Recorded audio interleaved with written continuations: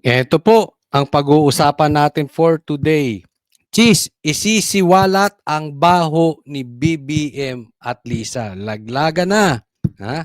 BBM ang isusunod na isisiwalat sa next hearing po yan.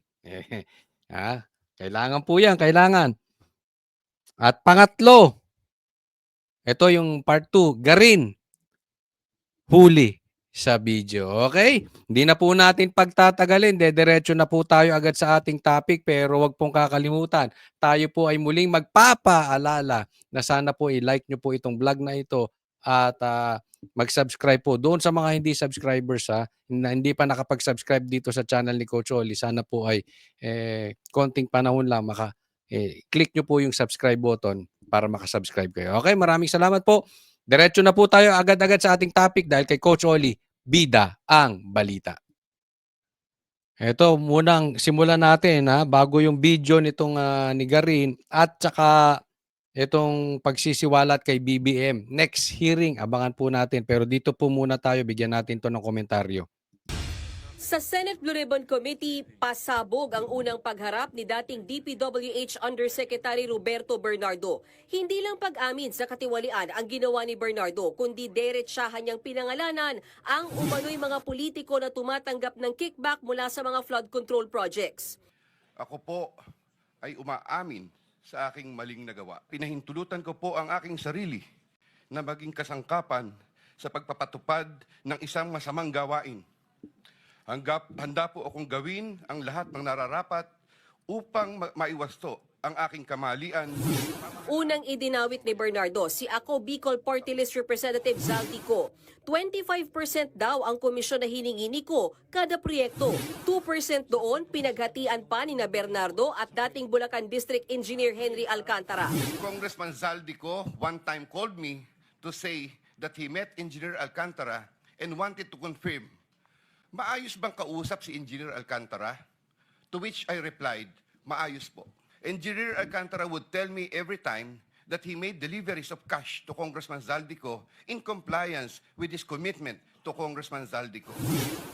Sunod naman, si dating Senate President Jesus Escudero, idinawit sa pamamagitan ng kanyang malapit na kaibigan at umano'y campaign contributor na si Maynard Ngu.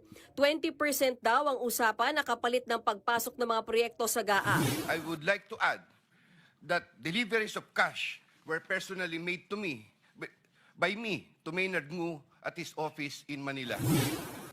Ito matindi na po itong bintang. At posible pong ito ay isang political harassment. Dahil alam naman nating lahat na ito si Chis Escudero ay matagal na pong walang anomalya or bahid ng korupsyon. Hindi ko po sinasabi, okay?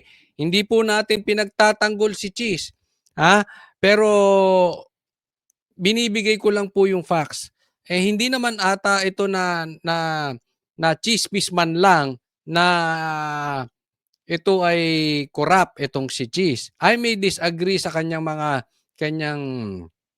pagiging waiter nitong si Lisa, pero tungkol sa corruption wala pa akong naaalala. Ewan ko, may malaki na ba siyang anomalyang korupsyon na kasing laki nitong So, posible po itong political harassment na ginawa kay Cheese dahil alam naman natin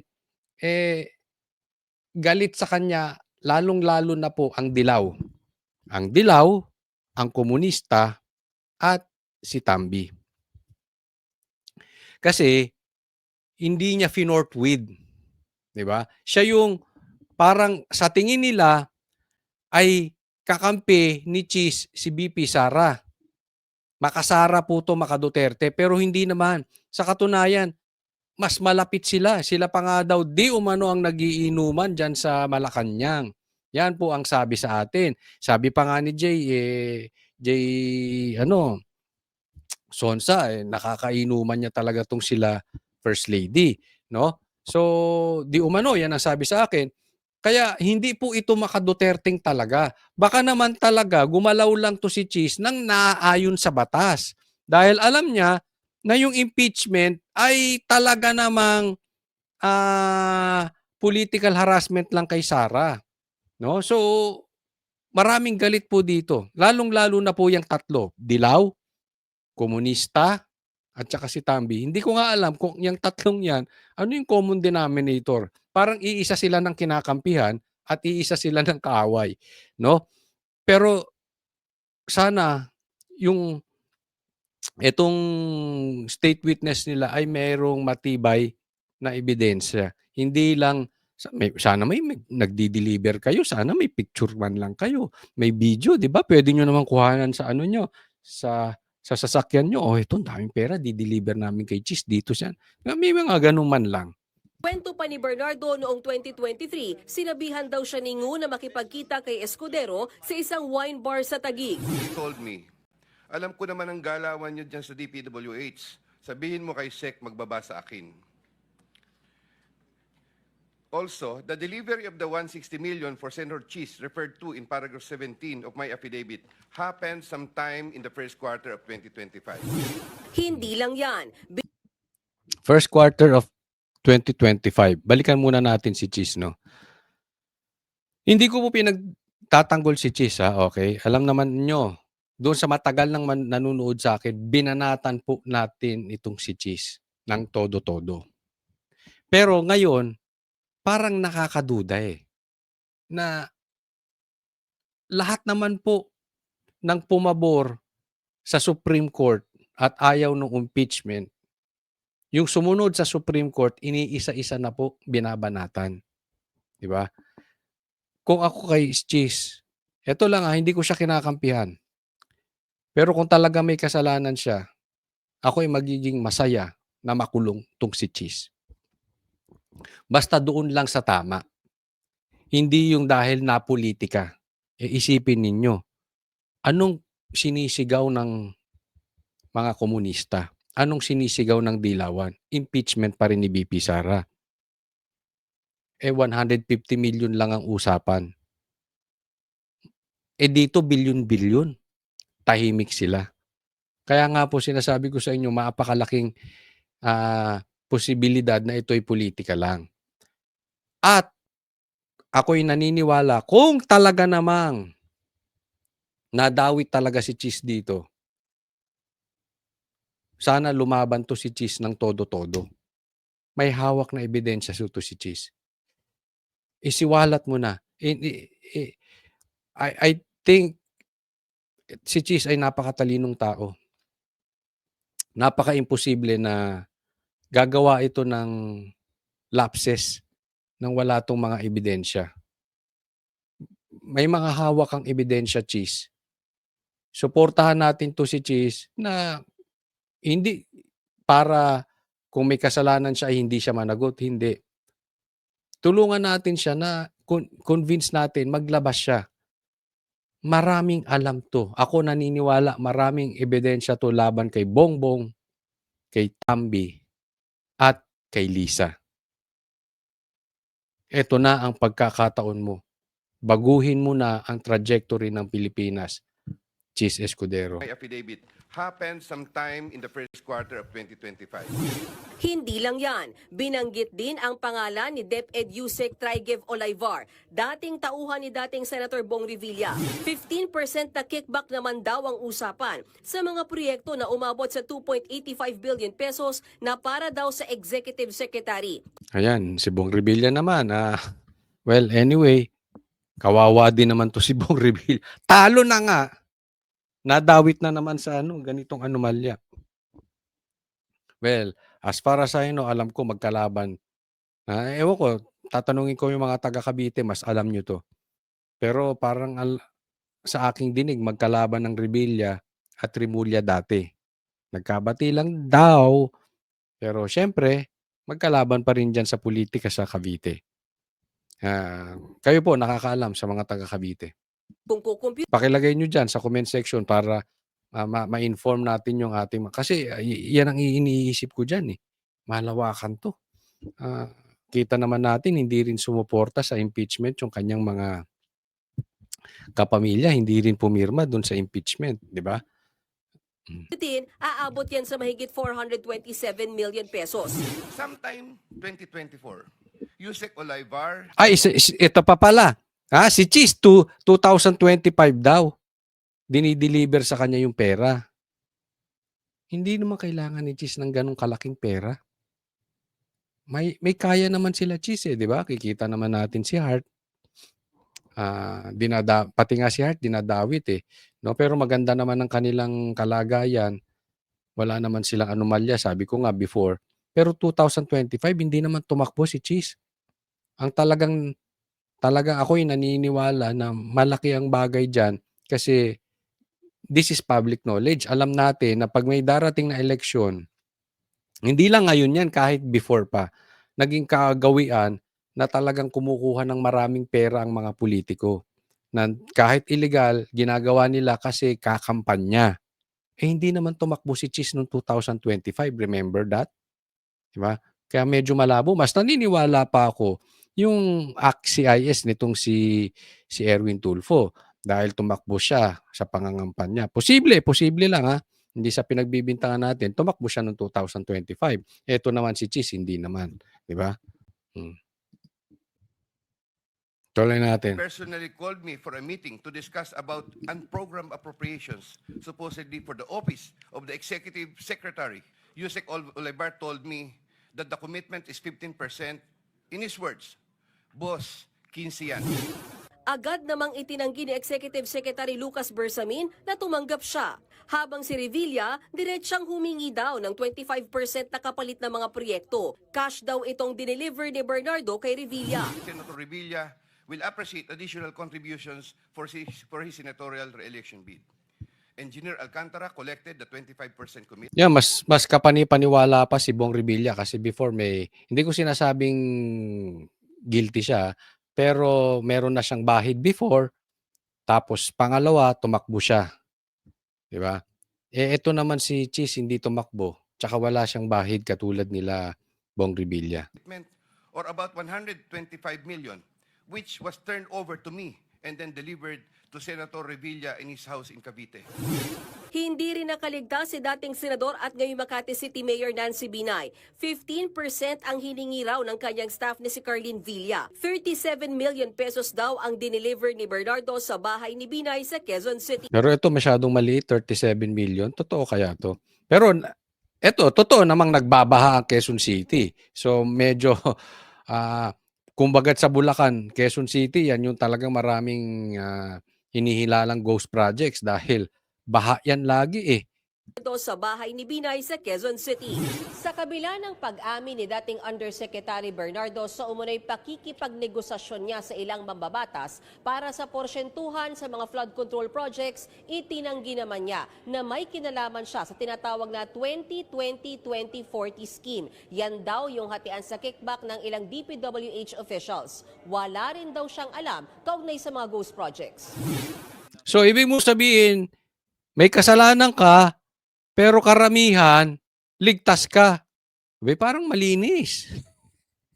'Di ba? Yan din ang sinasabi ni Tambi. Yan din ang sinasabi ni Bongbong. Yan din ang sinasabi mo. Pero pare-parehas kayo na-deliveran o nagdi-deliver ka or yung presidente, pangulo, pambihirang buhay. Parang pansin nyo ba?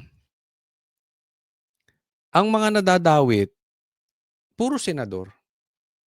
Bukod sa congressman na obviously naman kasi kitang-kita na napaka-imposibleng may maniniwalang tao na hindi dawit si Saldico at saka si Tambi. No? So, yan lang ang nababanggit ng mga congressman. Pero ibang congressman, malinis. Puro senador. Medyo kaduda-duda rin ako dyan. Ayon naman kay dating DPWH Assistant District Engineer Bryce Hernandez, maliit ang 15% na sinasabi ni Bernardo Mismo maliit yon. na kickback umano ng ilang senador. 25% daw ang minimum niyan. Pag po gano'n na senatorial funds, minimum po yung 25%, nagiging 30 pa nga po. Sa dami ng pangalan at halagang lumutang, humiling si Bernardo na maipasok siya sa Witness Protection Program. Patuloy naman daw Duda ako dito. Medyo duda ako. Parang tanim medyo sablay siya doon sa 15%. Tapos siya pa yung ngayon adelentadong mapasok sa Witness Protection Program. But anyway, let's see. Tingnan natin, magde-develop naman 'to, pero sa ngayon medyo duda ako. Parang tanim witness. Imbestigahan ng DOJ ang affidavit at salaysay ni Bernardo. Irerekomenda rin daw ng National Bureau of Investigation ang pagsasampa ng reklamong indirect bribery at malversation Kala ko ba nag-resign ka na? May drama-drama ka pa nung nagre-resign ka. Andiyan ka pa pala. Pati si Banat Bay dinamay mo. Wala namang kasalanan. Fake news ka rin no? Kala ko magre-resign ka. of public funds laban kina Senator Escudero, Mayor Nancy Binay, dating House Speaker Martin Romualdez at sa mga nabanggit sa pagdinig. Nagbabalita mula sa frontline. Ito po, tingnan po natin yung reaction ni Chis Escudero. Basahin natin. Ito po reaction ni Chis Escudero. Okay? I vehemently deny the malicious allegations and innuendos made by former DPWH Yusek Roberto Bernardo in today's Senate Blue Ribbon Committee. By his own admission, he never had any contact with me directly regarding this matter. I will prove that he is lying about my alleged involvement. Wala, totoo naman Hindi sila nagkaroon ng contact through dun sa tao lang. No? It seems like there is a well-orchestrated plan to attack the Senate and its member to destroy and discredit the institution and to divert the public's attention from the real perpetrator. Ito yung sinasabi ko.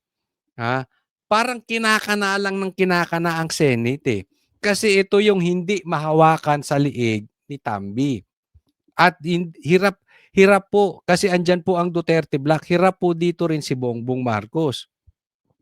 At dinadivert nga. Puro talaga senador ang tinuturo. Ayan na. Nasaan si Saldico? Nasaan na si Martin? Naituro naman. Nasaan ang mga kasabwat niya? Iyon ang nawawala. Bakit? Ang lilinis ng nasa House? Wow, di ako maniwala.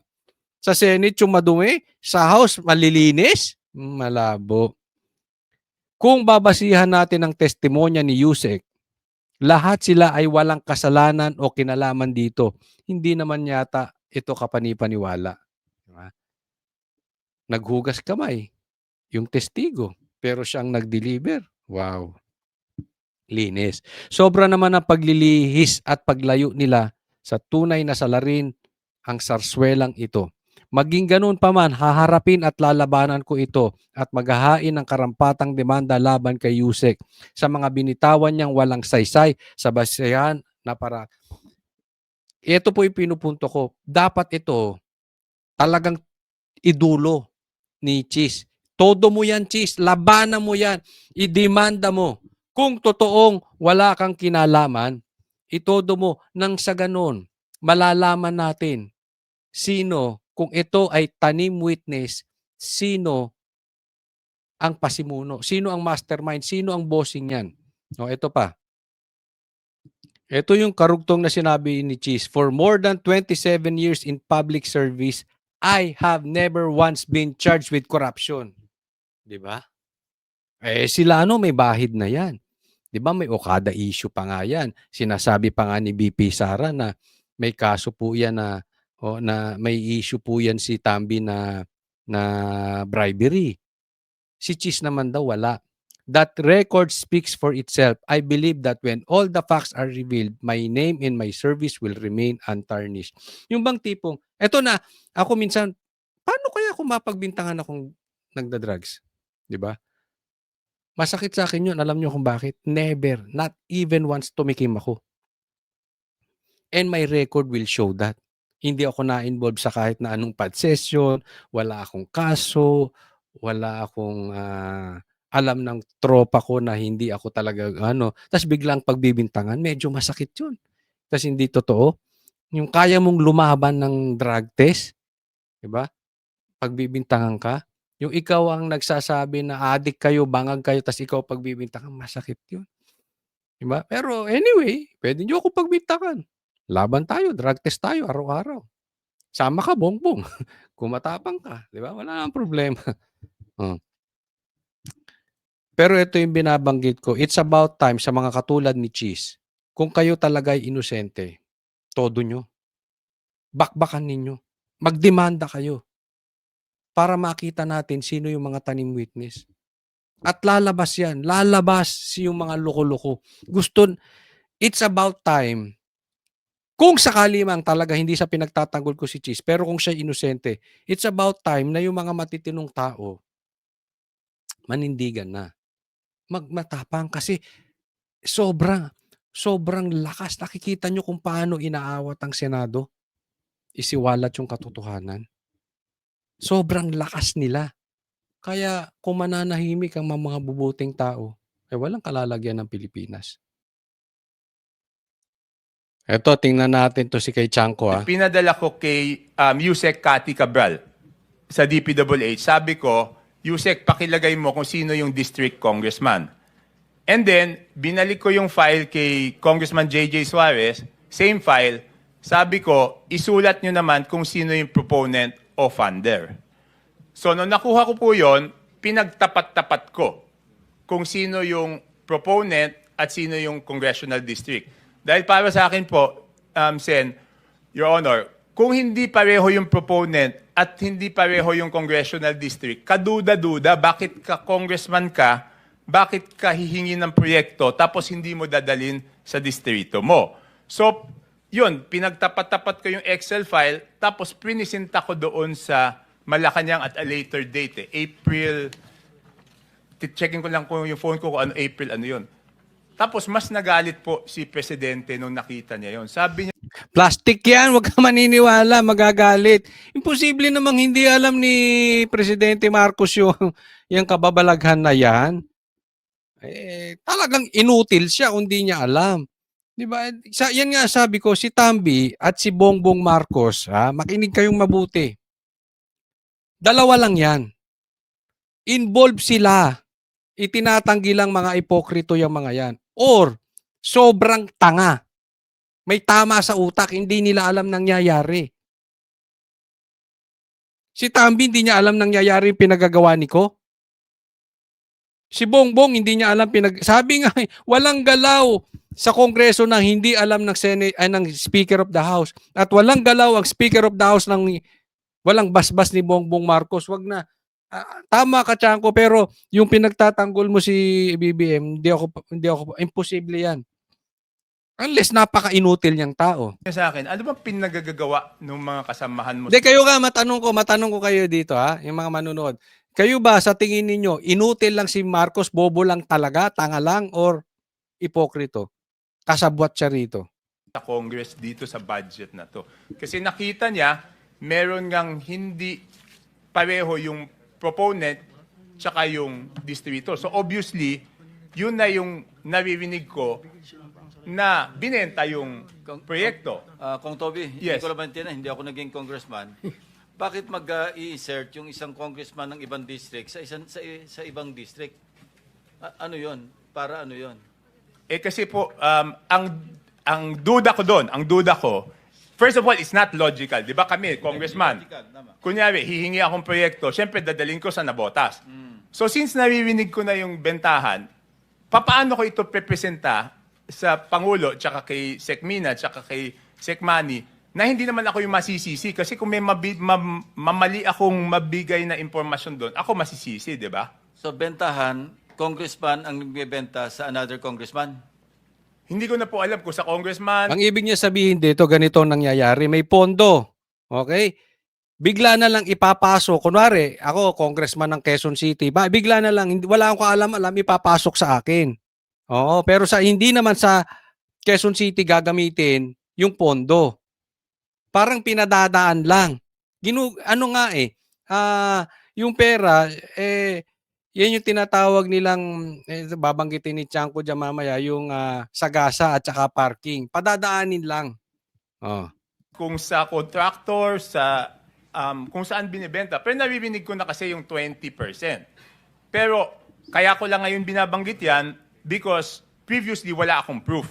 So ngayon po, doon sa testimony ni D. Alcantara, nagkadugtong na yung duda ko, yung naririnig ko, open secret naman yan eh.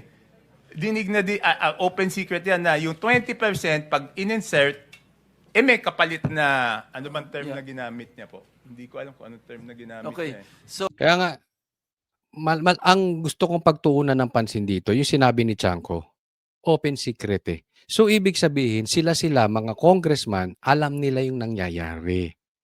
Yan po yung pinupunto natin na malawakan nito. Kaya papansin nyo, ang laki na ng sabog, ang laki na ng baho nitong nanggaganap, karamihan pa ng congressman tahimik. Bakit? Possible, may lagay, may kasunduan, or madumi. Dinaanan din sila. Open secret. So, ibig sabihin, talagang naging kalakaran. Hindi man sa lahat, pero sa karamihan, na talaga merong 20% bawat congressman. Ganyan na po katindi. Ha? Nagiging new normal na po eh. Yung dating nakakahiya, yung dating kasalanan, yung dating baboy, para ngayon congressman, natural lang yan. Tanggapin mo na yan. Ganyan na po kababaw. Ganyan nakalalim ang problema So, natin. halimbawa si Congressman A sa District 1 nag-insert para sa distrito o District 2 ni Congressman B. Hindi, sir. Ibig Sir, sabihin, Sen. nun, ano lang to, Oh. hypothetical. Ano? Mm. Si Congressman B, babayaran niya si Congressman A ng 20%? Hindi, maaaring hindi po siya eh. Kasi minsan hindi alam ng congressman na si... Sir, Sen, Ping, pwede pong Mr. Chairman, pwede pakita lang yung file para mas ma-visualize. Minsan kasi hindi alam ng congressman eh. Yun yung tinatawag na sagasa. Magugulat na lang siya pagdating ng GAA na may pondo. Hindi, yung nauna muna. Yung naunang file, yung kay Congressman Saldico.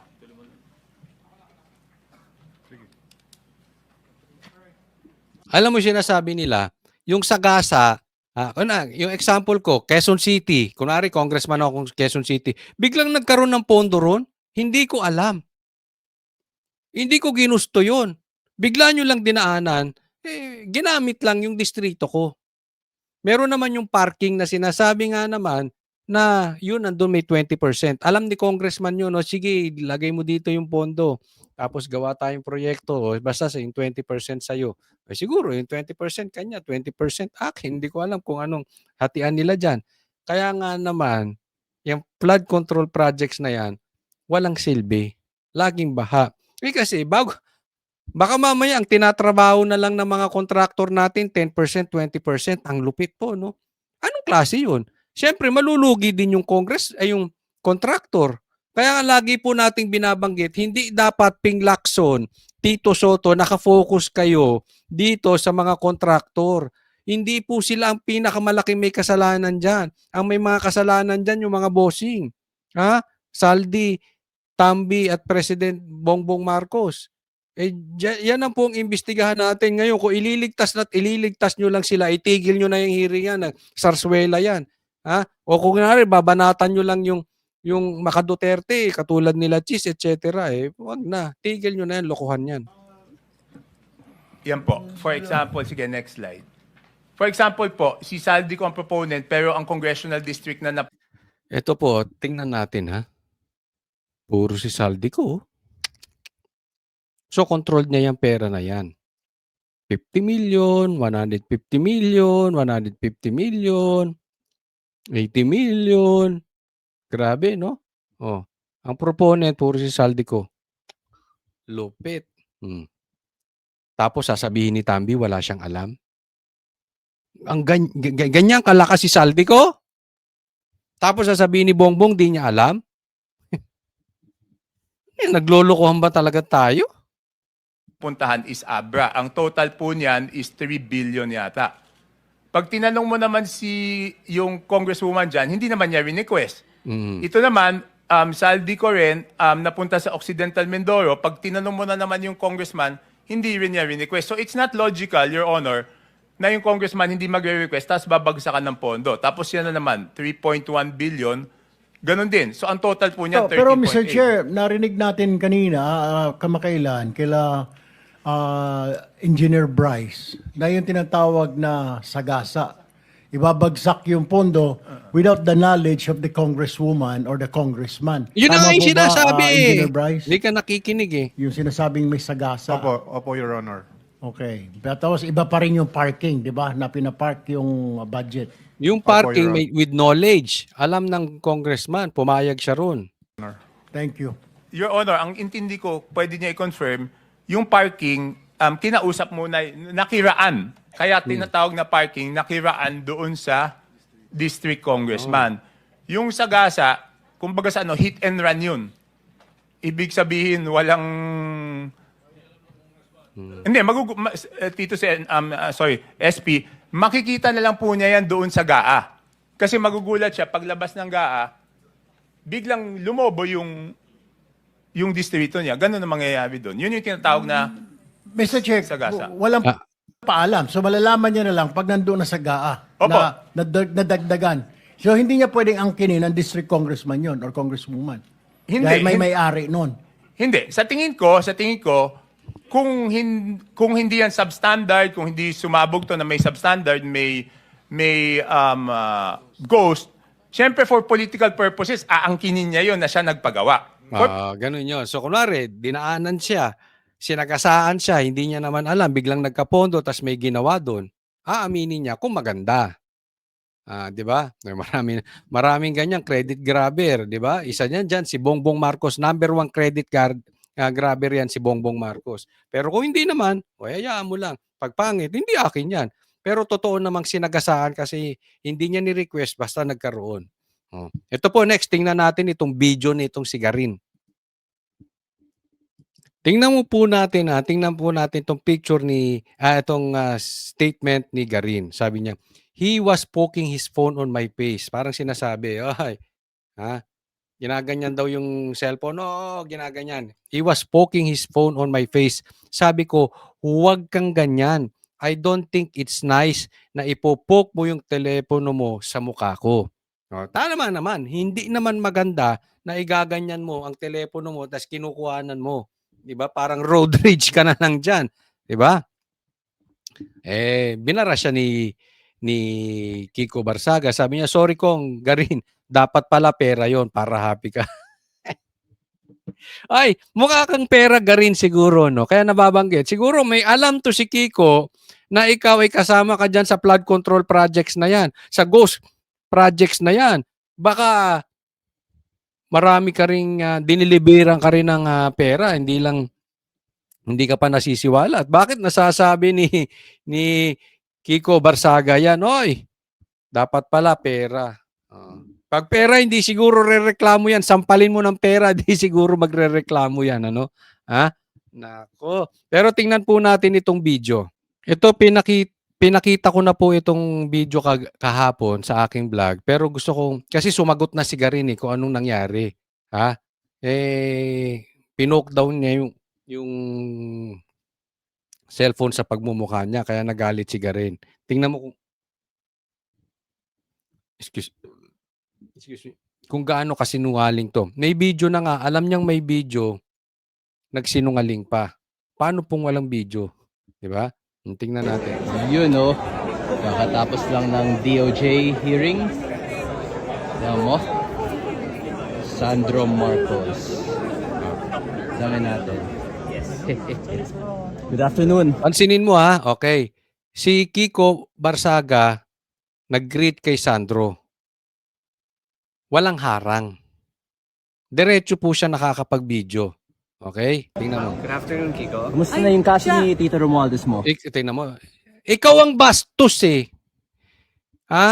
mukha ka palang pera Sabi ni sabi yan ni Kiko kasi kung pera hindi ka magagalit. Kita mo, may lagay ba sa'yo si Sandro? Kasi ikaw sumingit. Ikaw ang bastos. Kung pinamukha niya yung cellphone, dinutdot niya yung cellphone sa mukha mo, hindi. Ikaw ang nagdutdot ng pagmumukha mo sa cellphone.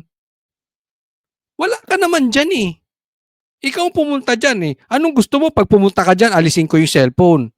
Nandyan, nakaganyan sumingit ka. Tapos ikaw magagalit, dinutdot. Yang mukha mong pangit, hindi. Yung mukha mo, sorry. Yung mukha mo ang idinutdot mo sa cellphone. Yung ano pala? Pansinin mo, umiwas pa siya. Umiwas pa dito si Kiko. Ayan ang layo na niya, clear sight na yan. Hindi naka ano sa pagmumukha na ni Garin yan. O, ayaw sumagot. Yan na naman. Dinukdok mo na naman yung Akala mo siguro kaganda mong babae. Dinudukdok mo yung pagmumukha mo sa cellphone. Ano tingin mo doon sa cellphone niya may Ewan ko kung anong feel nito. Bakit dinidikit yung pirmi yung hindi na nag-video call. Dinidikit mo yung pagmumukha mo sa cellphone ni Kiko. Ayaw sumagot. Natatakot. Yeah. Kita mo. Ayun, sino ang bastos? Ikaw ang bastos Nag-uusap yung dalawa, pumasok-pasok ka, ang ganda-ganda. Tinatanong ng maayos ni Kiko, ikaw ang pumasok. Diba? Kitang-kita naman yung ugali niya Huwag ganyan, boss. Huwag ganyan. Huwag ganyan, ikaw ang huwag ganyan. Nagalit na si Rep Garin. So, nahuli. May video pa yan. Na-imagine ko, kung walang mga video, kunwari may deliver, mas lalong itatanggi. Diba? Now, next po. Ito po, gusto ko lang bigyan ng komentaryo, no? Anong sabi ni Bongbong Marcos? Walang kabusugan. Marcos angry with greedy politicos over 30% project kickbacks. Yan na. Ito yung sinasabi ko, kaya hindi ako naniniwala kay Chanko na nagalit ito. Naniniwala ba kayo na nagalit si Marcos dahil kumikback sila? Naniniwala ba kayong walang kickback to si Bongbong? At kung sakaling wala man siyang kickback, hindi niya alam? Saan ka nagpupunta, Bongbong? Asan ka nga ba? Kailan ka lulutang? Kaliwat kanan na yung hearing, hindi ka pa rin lumulutang. Puro ka statement na ganyan. Walang maniniwala sa iyo Uulitin ko. Itong hearing na to, lahat po ng fingerprints galing sa iyo. Alam mo kung bakit? Lahat na po isinuwalat.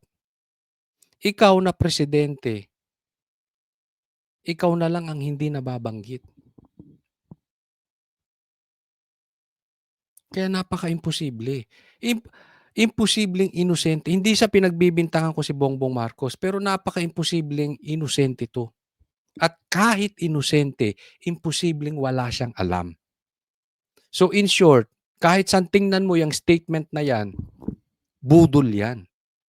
Sinungaling to si Bongbong Marcos. May kinita man siya, nakinabang man siya, or hindi. Which, in my opinion, nakinabang to. Hindi ka ganyang kalinis, Bongbong. Kitang-kita Yung power mo gumagalaw. Kitang-kita nilalaglag niya na si Tambi. Kitang-kita nilalaglag niya si Saldi. Kitang-kita nililigtas niya yung sarili niya. Huwag tayong maniniwala dito. Ewan ko sa inyo. Kung gugustuhin nyo, hindi ko kayo pipilitin. But that is impossible. Siya ang pumirma, hindi niya alam. Kaliwat kanan yung insertions, hindi mo alam. Ganyan kakatanga. Pinipirma ka lang ng pirma. Diba? Kaya ako naniniwala, next hearing, maraming lalabas. Si Cheese, ilabas niya yung nalalaman niya at patungkol kay BBM, kay Lisa, sa lahat. Lumaban ka, Cheese Escudero. At next hearing, ako naniniwala, pag hindi lumabas pa ang pangalan ni Bongbong Marcos, controlled niya na yan. Hindi niya pwedeng itanggi na ikaw na ang gumagalaw. Paano? Ikaw na ang direktor niyang sarswelang yan. Yang telenobelang nagaganap na hearing na yan. Isipin mo, lahat may kasalanan. Pero si Bongbong Marcos, malinis. Tapos nagkaloko-loko yung Pilipinas, pero ikaw malinis. lumayas ka na. Kaya nga, marami nagsasabi ngayon, maghiwalay na lang daw ang Luzon, Visayas, Mindanao. Ako kung talagang matutupad yon, hindi ako gagawa ng hakbang para mangyari yon. Pero kung matutupad yon, pabor ako doon. Para kasi magkaroon ng competition. Halimbawa, maganda sa Mindanao, mapapahiya yung taga Luzon. Mapapahiya yung presidente ng Visayas. So anong gagawin nila? Kailangan gumalaw din sila. Kasi ngayon, ang nagkakalat nasa Luzon, pero kasalanan ng nasa Mindanao. Kung ganyan at din ganyan, pabor akong magkahiwa-hiwalay na. At ako'y naniniwala, ikakaganda yun. Kasi hindi papayag ang bawat isa na maiwan sila. At masisiwalat kung sino yung talagang korap. Kasi isipin mo, halimbawa umaasenso na yung Mindanao, yung Visayas umaasenso, yung Luzon, puro pa rin nasa flood control projects pa rin ng usapin. Ibig sabihin, may diferensya talaga yung presidente ng Luzon. Di ba? Kung mangyayari yan, ano pang excuse mo? Kasalanan na naman ni Duterte? Hindi nila pwedeng ituro sa iba. Gawa mo ng paraan. Ako, sa tingin ko lang, mabuti yun. Ewan ko, tanong ko sa inyo. Next po tayo. Ito, dito ako naiipokritohan. Sobrang ipokrito nitong si Lacson. No? Kitang-kita naman natin na meron silang pinoprotektahan. Sabi niya, may interparliamentary courtesy. He's still a congressman. Voluntary, he can appear and testify or manifest. Pero to send an invitation or even subpoena, hindi proper. Yung patungkol dito kay Saldico. Na meron silang interparliamentary courtesy na hindi mo imbitahan naman yung nasa kabila, nasa lower house. Yung padalahan mo lang ng imbitasyon o subpoena, hindi na maganda. Ito yung sinabi ni Congressman Ungab. Saldico did not give the traditional parliamentary courtesy to the OVP when he was a chairman of the Committee on Appropriations. Diba? Pinatawag yan, pinaimbestigahan si Sara. Doon pa lang alam mo marami nang nalabag. Kung ikaw maayos na politiko, kitang-kita nyo na talagang pinupolitika si Sara. Ginawa ba ni PRRD yun kay Lenny? Di ba ano sinabi ni PRRD? Tigilan nyo yung impeachment. Gustong ipa-impeach si Lenny, tigilan nyo yan. There's no reason to grant him this privilege when he himself did not respect the tradition. But anyway, malakas talaga Sabi ko nga sa inyo, ang lakas ng kapit ni Tambi, ni Saldi, at ni Bongbong Marcos sa Senate. But wag tayong mawawala ng pag-asa. Nakikita na po natin yung kulay nila.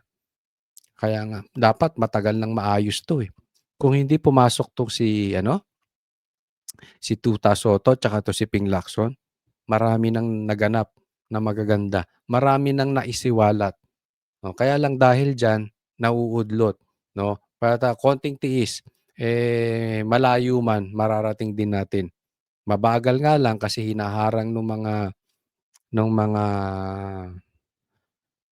mga tuta, pero mapipigilan mo ba ang pagsingaw ng baho? Hindi rin So darating at darating, kailangang magnagot ang dapat managot. Wag pong kakalimutan paki-like nyo po itong video na ito and sana doon sa mga hindi ko pa po subscriber, subscribe po kayo. Muli po, Coach Oli, maraming salamat. God bless you all. Paki-share nyo na rin po share po.